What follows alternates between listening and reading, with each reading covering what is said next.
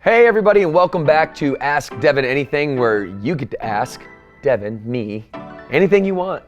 It's usually family, it's usually business, it's health and wellness from mental, emotional, physical standpoint. It's just life in general. We are all going on this journey together, and Burn Bootcamp exists to help you not just inside of the four walls of our gym, get your physical fitness on, but I want to help you translate that. I want to help you create and maximize that mind-body connection, right? To take what you do in the gym and then translate that to the rest of your life. And so every year, as I approach the new year, I don't buy this whole anti-trend thing of like you shouldn't reset yourself in a new year.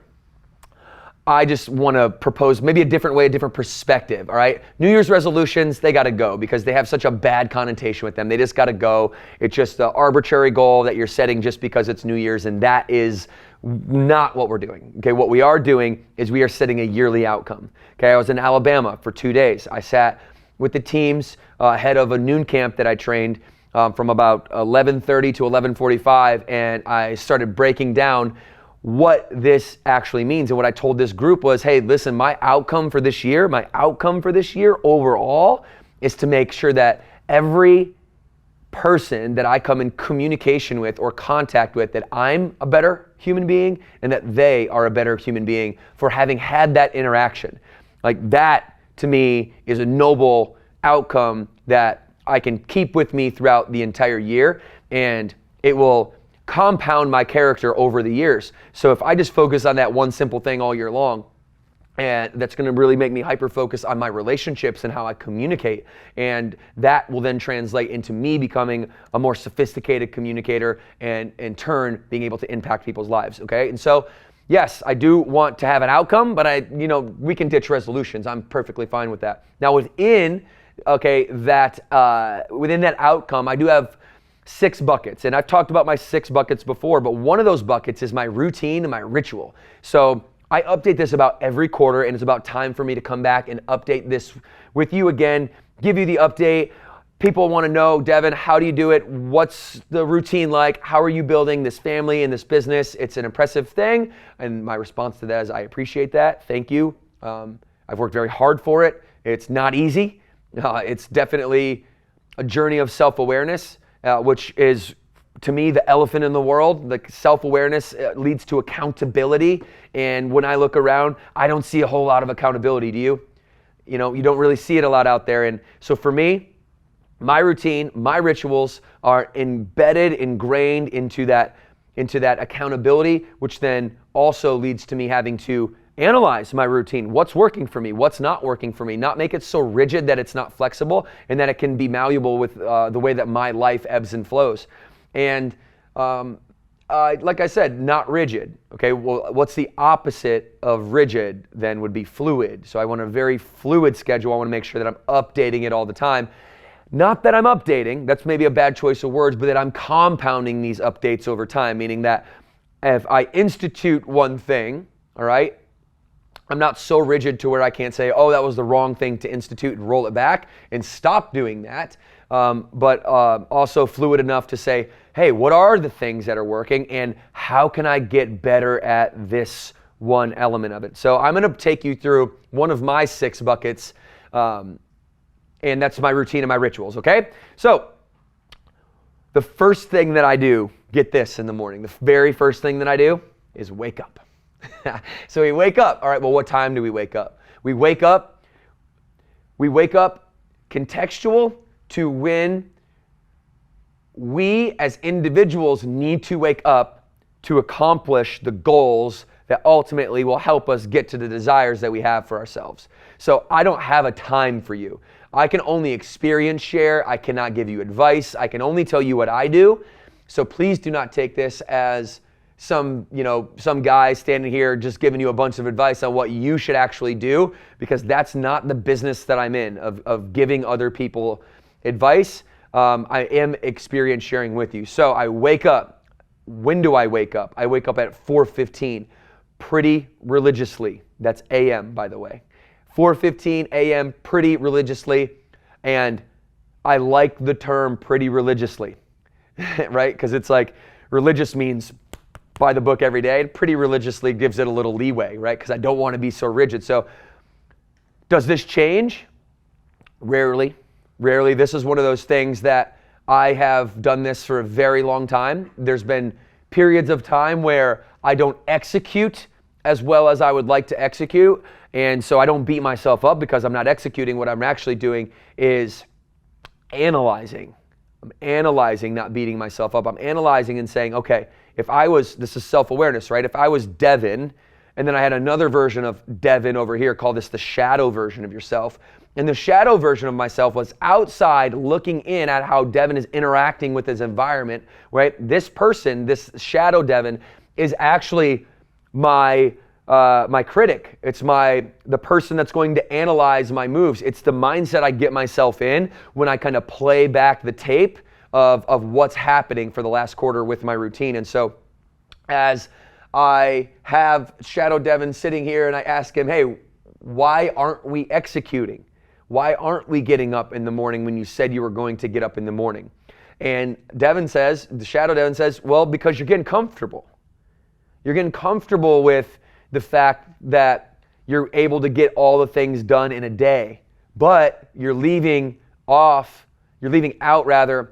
the most important reason, Devan, why you love to do this, right? The reason I love to get up first thing in the morning before everybody else, not that I need to grind my face off and, work 18 hours a day every day and, none of that stuff. It's so that I can feel fulfilled. It's so that I can feel, your routine should fulfill you. It shouldn't imprison you. I need to feel fulfilled by the routine that I have. And for me, I'm a high-level competitor. And if anybody that knows like the true pure essence of me, like my one downfall might be that I'm like ultra competitive and I want to beat you in everything. Like we play pickup basketball, like I want to run up and down that floor and I want you to score 0 points and I want to score 15. Like I don't want you to have any points, right? Not in a detrimental way to where I want to tear other people down, but I just want to be the best, or at least have the opportunity to be the best in my vertical, in the position, the industry, the vertical that I've chosen. I want that opportunity to be the best. And my belief is that I'm not taking advantage of my opportunity that I have. I'm not maximizing that if I'm not out training, out working, out hustling, out competing. Everyone, okay? Everyone, not just, I don't want to really even compete, right? When I say compete against everyone, that means dominate. So, right? So I want to dominate this industry that I'm in. And I think those who have ambition should have an aspiration to dominate, right? Because what are you competing for, right? It's not that you tear other people's buildings down to build the biggest building. That means you have no self-esteem, and that you need to bring other people down a level that do have self-esteem in order for yourself to feel good, or at least this is how I conceptualize it. But by saying, hey, I want to compete against you, but I also want you to win. Like I also want you to take wins, and I don't want you to just take L's. I want you to win, but when you're playing me, I want to win, and I want to win more than anything else. And that is why I get up early in the morning, first thing, so that I can feel fulfilled. I can have the confidence knowing that I'm doing everything possible to align my actions, okay, with the words.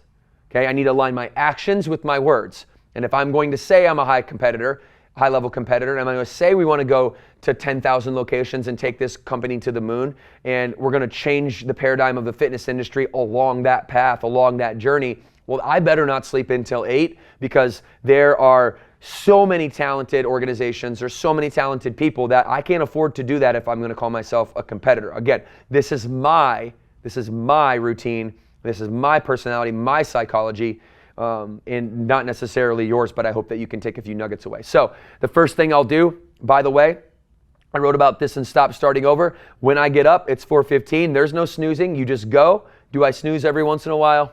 Yes, I snooze every once in a while. But if never 2 days in a row, and I'm going to wake up, I'm going to take that Ignite. I put 2 scoops of our pink lemonade, Burn Nutrition Ignite, already pre-mixed right next to my bed. I don't press snooze. I turn my alarm off. I wake up. I slam that, and then it's impossible to go back to bed.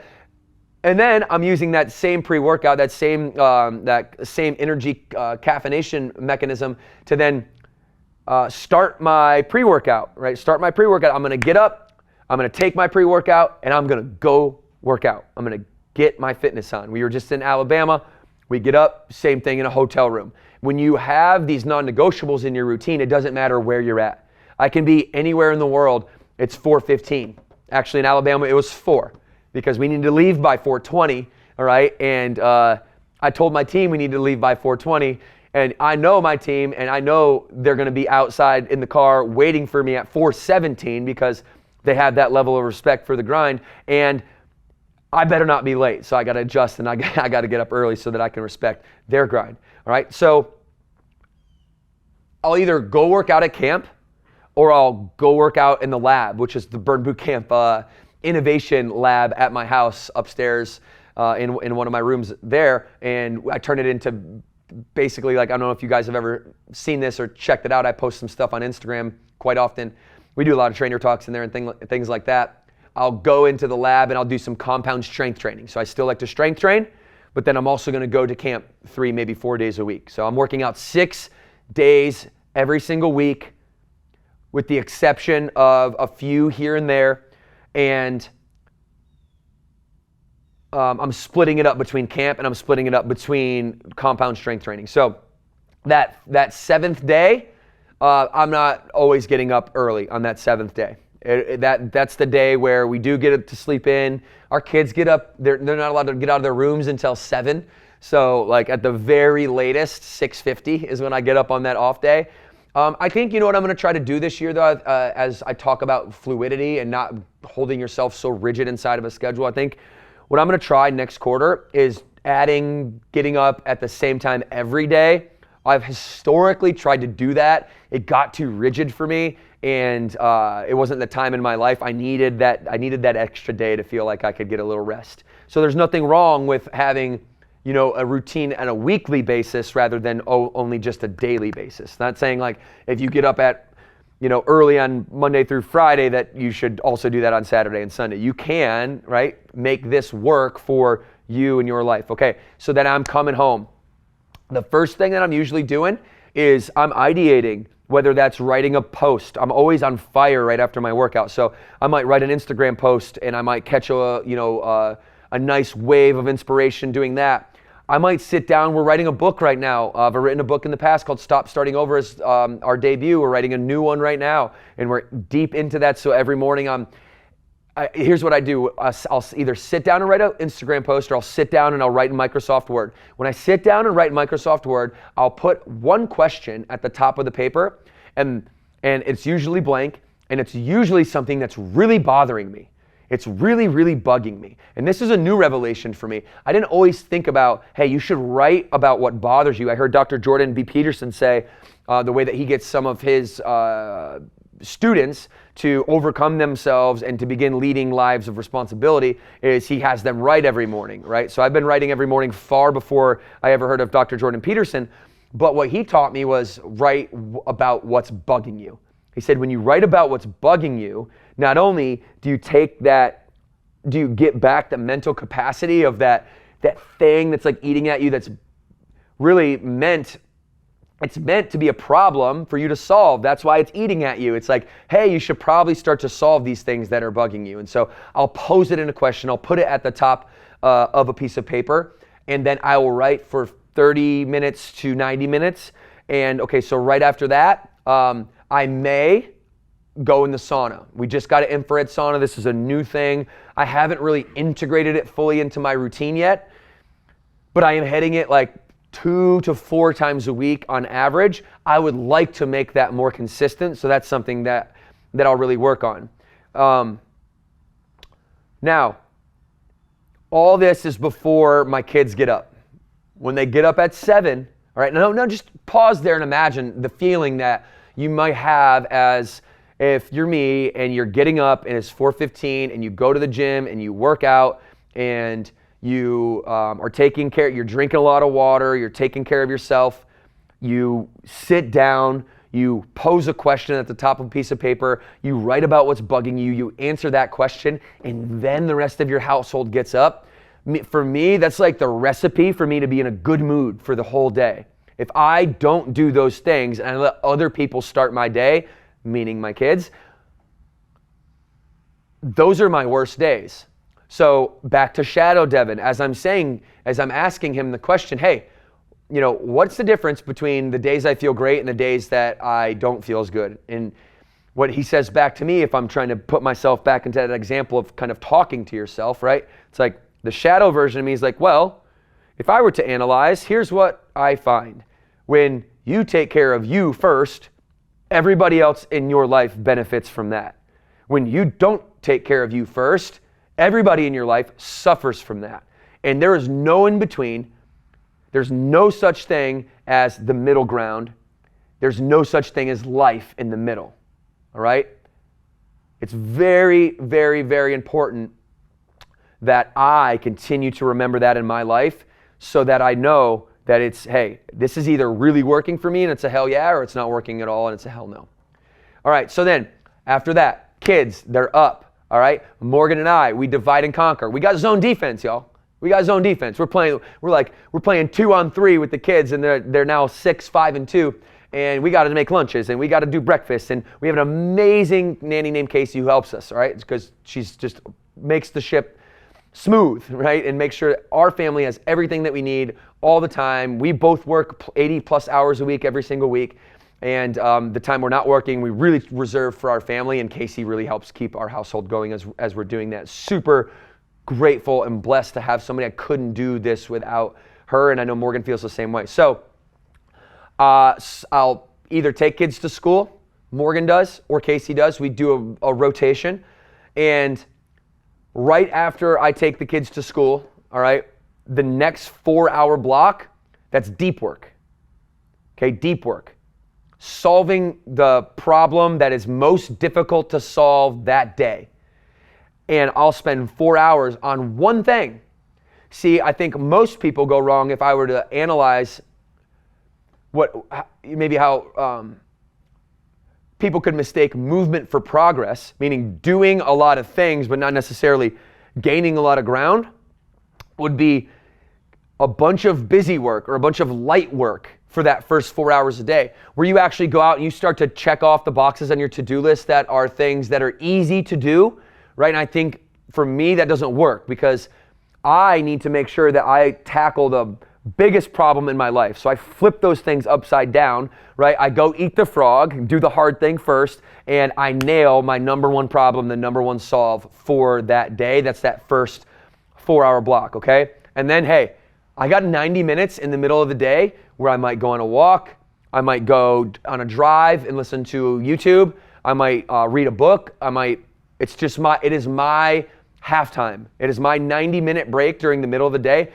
Mind you, I've gone from 4:15 now up to like noon, right? And that's a whole day's work right there. That's how many hours, right? It's 8 hours right there, right? Something like that. My math's off, check me. But right after that,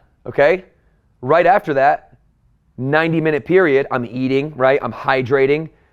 I don't believe that I need to just grind all day, and then I get to the end of the day, my eyes look like crap because I haven't consumed any water. I got a little twitch because all I got is caffeine in my body, and I don't have any good nutrients to help me recover, right? Because I'm gonna need to recover for the next half of the day. The next half of the day is where the most important thing in my life lives. I got kids that I'm coming home to tonight, and we're gonna play, right? And when we play, I need to be just as sharp when we play as I am for my deep work in the morning. And so I got to really make sure that I'm taking care of myself during the middle of the day. I may get an extra workout in if I feel like it. May go on a jog. Just give yourself 90 minutes for you, that recovery, okay?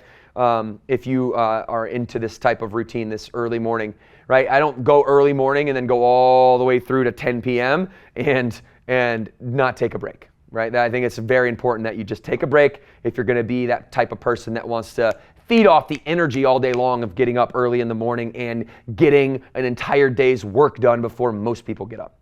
All right. Then I go into my second portion of deep work. Okay, this is where a lot of meetings happen for me. The first portion of deep work, that's a lot of me just doing work by myself. This is when I record. This is when I make content. Is when I'm feeling good. I'm feeling sharp. I'm here. I'm present. It's kind of solo things. And then I take the break. And then the next 4 hours of deep work, that is meetings. Okay, that is other people. That is helping out around the office. That is me. My most favorite question as I go around HQ and as I travel the country visiting Burn Nation to ask anybody is, hey, what are you working on and why is it important for the company that you're working on this? And that does two things for my people. It lets them tell me the things that are exciting that they're working on, that they're fired up about. And it also lets me know that I'm doing a good job of connecting that role or that position back to the greater mission. Because without my teammates, without our 5,000 plus team members in Burn Bootcamp Nation, we don't have a business, right? This is way bigger than just Morgan and I now. I am now the facilitator of the culture of the community, and I spend that next 4 hours. By the way, that's some of the deepest work that you could do. Some of the deepest work that you could do is human connection and really connecting in not a surface level, superficial way, but in a really deep way with the people that you love in your life. And one of those, and just an interesting little asterisk, and maybe some of you may take something away from this, but I think it's so important that when you are a leader of any sort, you're a leader of your own life, right? So everybody's a leader. You're a leader of your family. You're a leader of a community, of a business. When you're a leader, your job is to make sure that when you see somebody messing up, that you go and address that perceived mess up or screw up with that person right away, not later, right now, rush to conflict, speed to conflict.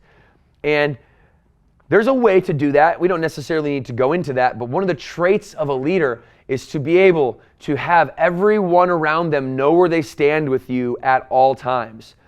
What happens if you don't address these things, and this could be in your family too, if some of you aren't in business, this could be, your son is not putting the effort into the thing he says he is most passionate about, and you have one of two options. You can either address that and hit that head on, or you can let that build up momentum over time to the point where it becomes this huge monster and it's a really hard thing to kill. If you are constantly killing the baby monsters around you, just little baby ones, they're much harder to defeat or much easier to defeat than the big monster after the emotional baggage, has gotten so big that it's weighs too much for anybody to deal with, right? And that's where you start to have relationship separation.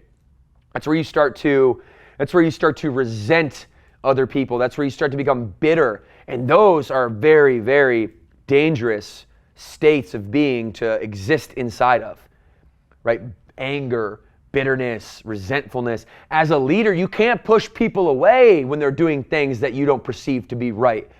What's your expectation of them? You think they're perfect? You think they're supposed to do everything right all the time? You think they got their telepathic capabilities? You think they can read your mind? No, you are the leader. You are the parent. You're the one that has to make sure you bring up a hard conversation and that you settle the score right then in the moment all the time. So that's what I'm really doing in that second 4 hour block is I'm building my relationships. Back to my overall year outcome, right? Is to make everyone that I talk with better and myself better as well for having had that conversation. And in 8 times out of 10, that's me addressing something that I perceive they could be doing better, that them themselves would perceive as underachieving their own potential and making their family less proud of them as a byproduct. And isn't that what we all want? We want to make our families proud of us. Everything in life, okay, pain and pleasure all lead back to love. You do things for love, period. You do things for love, period. And so hold those relationships in your life very tight. The people that you say you love and that love you back, those are the people that you need to be honest, straightforward, transparent with, And if you're going to call yourself a leader, these are some of the things that you have to do. You don't have to do it my way, but you have to do it. You have to go in this direction, okay? All right, right after that, it's family time and food time. Thank the Lord. We like to sit around. I'm hungry by this time, guys. We get around the table, and we either Casey or Morgan, sometimes me, but very, very rarely, makes dinner. Although I have nothing against making dinner. If somebody actually asked me to, I would totally be like excited, right? And somewhat confused why they ask me. I think they don't ask me because I'm not that good of a cook. And I think they actually just want to eat really good food. I don't think it has anything to do with being a man or a woman or a husband or a wife or busy or not busy. It's just like, hey, bro, your food doesn't taste that good. I don't really want you to make my dinner tonight. So I just kind of know my role and make sure that family time is around food. Okay, we want to be around food. We want to break bread together. I love my family. It's the purpose. It's the drive. It's the meaning. It's the responsibility. And now it's Burn Boot Camp was my first baby, and then Cam, and then Max, and now Ryan. And Morgan and I both feel this deep, deep, deep sense morally to give them the parents that we give them the parents that we have had and the ones we didn't have. Morgan lost her father when she was 5. Her stepdad Larry stepped in and fantastic job, incredible human being, and her mom was just a quintessential example of a hard-working woman who overcomes fear and then steps up to create 2 beautiful daughters who both go on to be super successful in their verticals. And then you have me, who my mother abandoned me when I was young, and my father and I have had just an estranged relationship for most of my life since I was about 12 years old. And so we find so much value. We find so much strength in personal worth and self-esteem in putting our family first, right? And showing the world. Here's the key right here. People do not believe that you can build a huge business, have a successful marriage, and then also pour into your kids and be there around every corner, every time they need you. And one of the things that I'm so excited about now that I am 10 years into this journey is to stand here and to share with you on how we've done that, what the strategies have been. And I refuse to accept that there's an ultimatum between building my career and building my family. My family is the driving purpose to my career. Those 3 kids and my wife, they are everything to me. And when I had children, my work ethic went through the roof. My business exploded. And they haven't seen daddy take even one step back from being their dad. In fact, I've taken more steps forward. I'm leaning into it. I'm going to the recitals. I'm going to the practices. I'm picking you up from practice. I'm going to the holiday cookie show at school. We're doing all those things, all right? I'm not going to miss those. I will get a private plane and fly back from California so I don't miss a soccer game. This is how dedicated I am to my family's life, and that's why it's so important for me in my routine for those 2 hours when I get home. That's playtime and food time with the family. Do I still have this thing with me? I have it in my pocket in transparency just in case I got to put out a fire, and I do have to put out fires sometimes, all right? But that's why I bought my kids a Nintendo Switch for Christmas, because, hey, if I got to pop on a phone call real quick for 10 minutes, here you go, son. He's in love with Mario Kart. He's dominating all the levels, by the way. Okay, next thing, light work. Okay, kids go to bed. That's a mom and dad thing. That's a 50-50 thing. Morgan and I don't have this like, hey, you do this stuff. This is what moms do, and this is what dads do. We have 50-50 together. What do you need? Here's what I need from you. Okay, now what do you need? Let me reciprocate. Here's what I need from you. Good, let's do that. So we go upstairs. It's usually a divide and conquer. Morgan puts Ryan down. I get the big kids in their pajamas, and I go Max's room first, Cameron's room second, and then Morgan kind of follows me right in, and I warm them up, and she finishes them off, puts them to bed. And then I'm back downstairs right away. Morgan and I are either hanging out together or we kind of separate our ways. She's got some work to do. I got some work to do. And we'll do light work, okay? And we'll just prepare for the next day. I'm exhausted at this point, right? I'm not trying to get myself back into any deep work. It would be counterproductive. I wouldn't be able to execute well. And then right after that, we either read or watch for an hour. Okay, read or watch for an hour. That's a podcast. That's a book. Right now I'm reading John C. Maxwell's Good Leaders Ask Great Questions. That's a great book. I just read about 50 pages of it last night. And then we go to bed. And we're not rigid with bedtime. So I need at least 5 hours. That's just me. I'm not saying that's anybody else. Listen, I'm not going to preach sleep at all. Honestly, I don't care how much you sleep. What I care about is what you're doing when you're awake. That's what I care about. So if I'm sleeping 5 hours, don't judge me. Do you see this energy? I got this energy for days. I don't need that extra 3 hours of sleep for me to have energy. If I get 4 hours of energy, I'm like this. I wake up and we just go.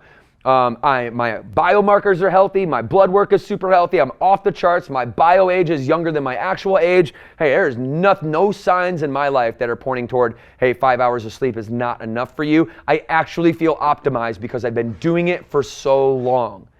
If I get 8 hours of sleep, I feel exhausted the next day. If I get 3 hours of sleep or very light 5 hours, okay, and I'm like up and down and waking up constantly, then I'll feel exhausted too. But that 5 to 6 hour time frame for me closing my eyes, that's what I need. And everyone needs something different, okay? But what are you doing when you're awake? That's a great question to ask yourself. All right, let's see. That's about it, you guys.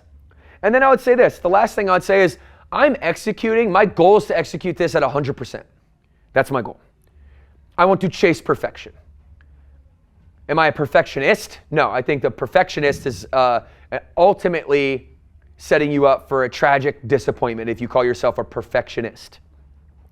I am a person who is striving for perfection. Keyword being striving. What does that mean? That means that I'm going to try to align all my habits, all my rituals, all my routines toward that excellence to try to become the image of what that might look like if I was executing at a high level, which then lands me at about 90% execution.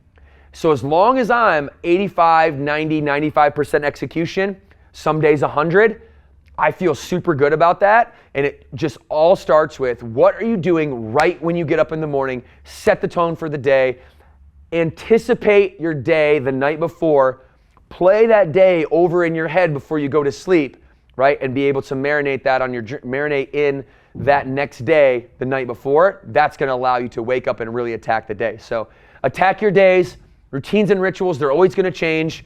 And you just got to watch it, keep a nice close watch, have that shadow version of yourself that's going to be able to help you analyze that they're sitting in the corner of the room watching your every move, and your life, your career, your relationships, your personal development, your routines, like I said, your money, your assets, all these things are going to start to level up. Why? Because you're leveling up. When you level up, when you get better, life gets better. If you don't get better, life doesn't get better. Leveling up means something different to everybody else.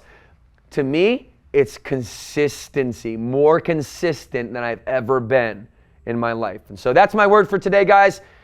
Thank you for wondering about my routine. It's kind of weird, honestly, that people coming from humble beginnings, and I'm still somewhat uncomfortable with how successful we've become. And I say that in the most humble way. It's I'm still trying to understand why people care about my routine. But apparently people care about my routine. So this was it. This was the top to bottom. Hopefully I got micro enough for you. I didn't really go into food or water or some showering or dress or any of these little things, but I don't know. To me, it seems like you don't really need that. Unless you want it, I'll talk about it. I'm an open book. But thanks for being here, y'all. Make sure you subscribe to the podcast. It's Devan Klein, Burn Bootcamp Podcast, okay? And we are dropping an episode every single day, Monday through Monday. Make sure you flex on that subscribe button so you don't miss a darn thing. Until next time, I'll see you. 2 claps on 2, 1, 2.